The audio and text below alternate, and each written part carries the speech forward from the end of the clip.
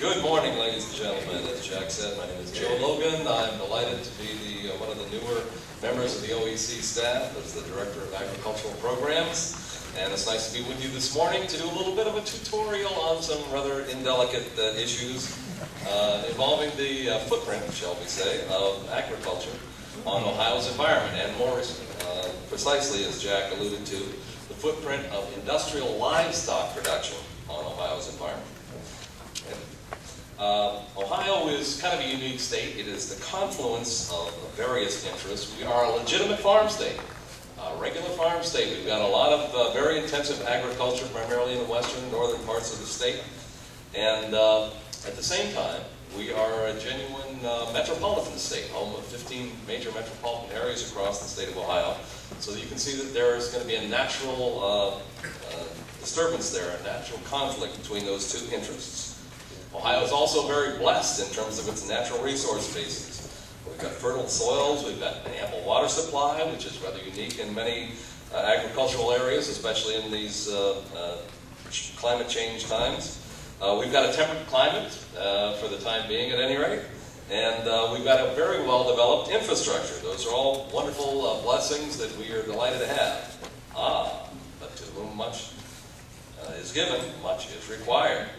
There are really no free lunches here, so we're going to try to examine the role of government, which is in many cases the interlocutor between these competing interests of agriculture or agribusiness and the rights of individuals to enjoy the clean air and water that we think you all deserve. So, what are the tools the government may use? There are three general areas in which the government will employ methodologies to try to intervene with these things. First of all, it's infrastructure development. Building of roads, bridges, highways, ports, canals, grain terminals, and of course sewage treatment plants, water lines, the whole array of infrastructure. These things are very helpful to business, and they're extremely helpful in trying to protect our environment. Well, the other general area, market integrity. We know that from our history tells us that from time to time, business can become too large. And so antitrust activity is one of the tools that government uses from time to time effectively, and in recent times less effectively. And I think many would agree that it's time for some more aggressive interaction in that regard. And then the third area, which we're going to focus on today, is environmental regulation. Once again, very important in trying to weave together the competing interests of agribusiness and individuals living on the land. In terms of grading here, we've thrown out a few grades for you to consider. We're going to breeze through the first two on infrastructure and market integrity. We could spend a whole day on each of those. And we're going to go right to environmental regulations. It's difficult to impose environmental regulations for any business. And the point is that we've got a very difficult political climate. Businesses hate to be regulated. And so it's even more difficult in Ohio to regulate agribusinesses because we have a little bit of a hybrid regulatory arrangement in Ohio. That said, we have the Department of Agriculture, which gives out permits to install and permits to operate for large livestock facilities. And then the Ohio EPA is responsible for giving a permit to discharge if any of those operations intend to discharge any of their manure off their premise. Now, there is a great discussion going on now as to the state of Ohio wishes to declare that virtually all livestock operations would be non-discharge facilities. In other words, they would manage all their manure effluents perfectly, they would stay on the land, they would be used to grow crops, everything would be great. The state of Michigan sort of adapted the same methodology. Very recently, the courts in the state of Michigan have struck down the premise that livestock facilities can be non-discharge facilities. And they've said that any facilities that creates these massive quantities of potentially harmful pollutants cannot really distribute them to such a large land base in a way that does not discharge. So the state of Michigan has said, nah, we don't believe this is possible. So the jury is still out in Ohio. We frankly believe that the courts in the state of Michigan have made the right decision, and we think that Ohio is going to be moving in that direction too. So let's take a look at the numbers. There's people will tell you we're doing a great job. Other people will tell you we're doing a horrible job. Let's take a look at what the numbers tell us. The Ohio EPA surveys watersheds in the state of Ohio. They've broken them down to 331 watersheds that they studied.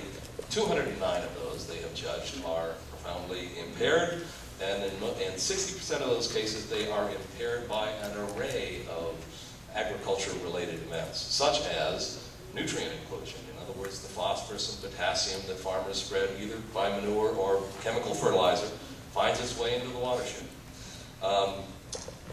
In addition to that, there's sedimentation and erosion. Erosion from farmland, once again, is very common and very commonly associated with normal agricultural practices.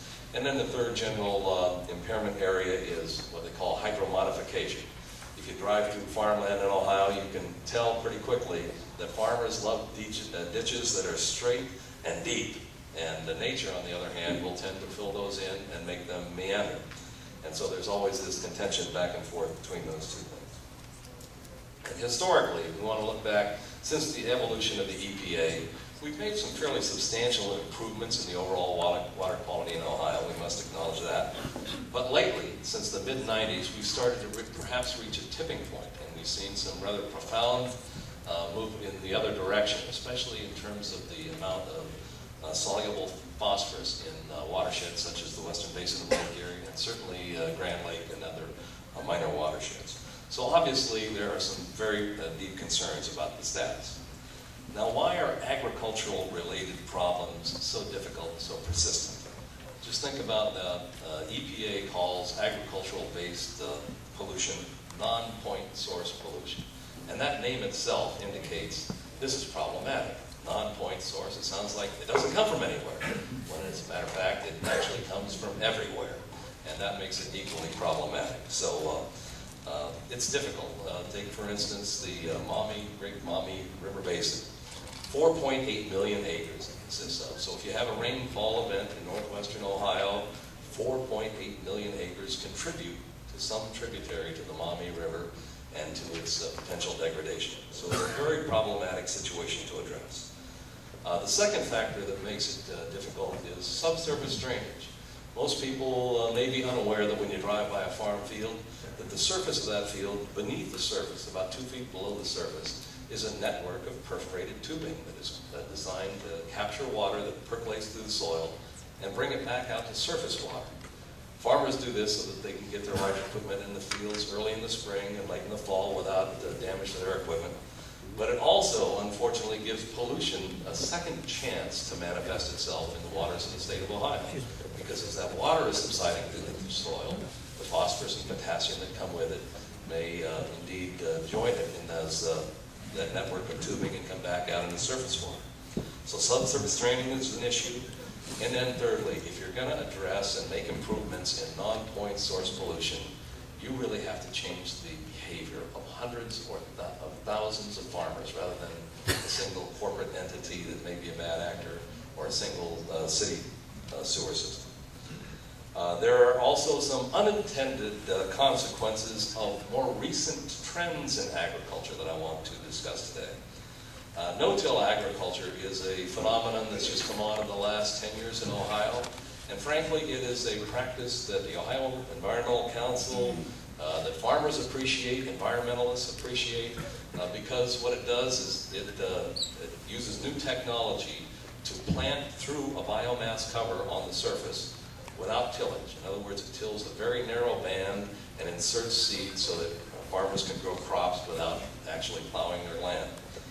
Now, it is very beneficial in this regard, and it has been very beneficial in terms of reducing the total amount of erosion, sedimentation, and actually total phosphorus in the waters of the state.